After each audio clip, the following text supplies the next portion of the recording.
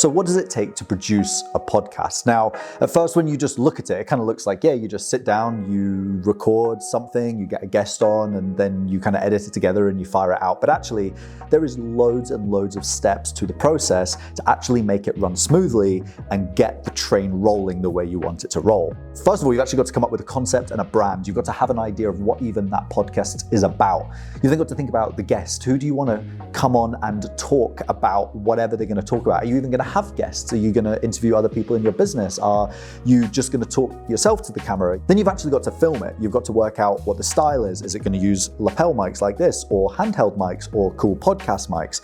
Are you going to film it on one camera, or 2 different cameras, or 3 different cameras? Is it going to be on sofas? Is it going to be on chairs? Is it going to be with a table? How long is the podcast? Is it an hour? Is it 10 minutes? What's the structure of the podcast? How does it go from one step to the next to the next? And how are you also writing and structuring the podcast so that it can be snipped up into shorter content as well? So once you've kind of come up with all that idea, you then actually need to get someone in who's going to shoot it and record it and produce it. You then just get the files.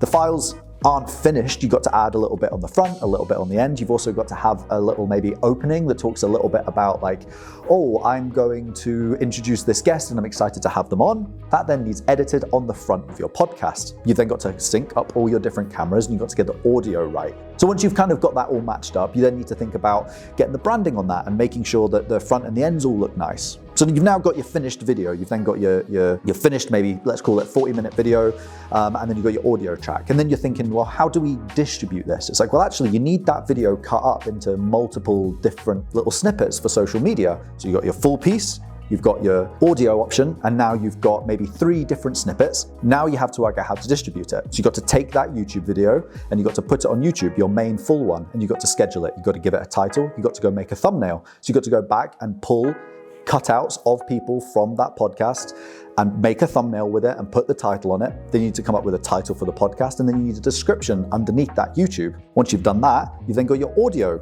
You want to go upload that to a podcasting system like Spreaker that distributes it to Spotify and Apple and lots of various different places. You've got to title that. You've got to give that a description as well, which can maybe be the same as the YouTube, but sometimes it's limited in terms of the characters, so that can limit you as well. You've now got your socials to worry about. Now you might want to post on YouTube, Instagram, Facebook, TikTok. So you have to have all of those set up, which you hopefully have done already because you've got a podcast, making sure they're all branded right. And then you've got links for each of those in the description. So those links need to be correct. And those links maybe need updated each time you release a new episode. And that might be once a week, twice a week. Then you've got the snippets you actually have to schedule. Then you've got the words that you have to use on it. So you then have to have somebody write the copy for each of the snippets. Now, if they didn't edit the podcast, they're going to have to watch that snippet.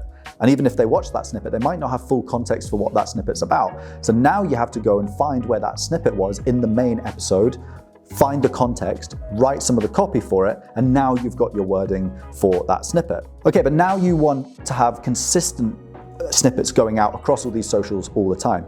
That's fine. Now we have to schedule that every single day or every single other day to make sure that you have consistency going out across those channels. Maybe you've done 20 podcasts, you've got all those snippets. You schedule them all out to go out every other day, but now you've got new episodes coming in every other week potentially. So now you need to take those and you need to put those in amongst those snippets that are going out. So once you've kind of worked that all out and you've got it all scheduled, it's great. It sits there and it should just run.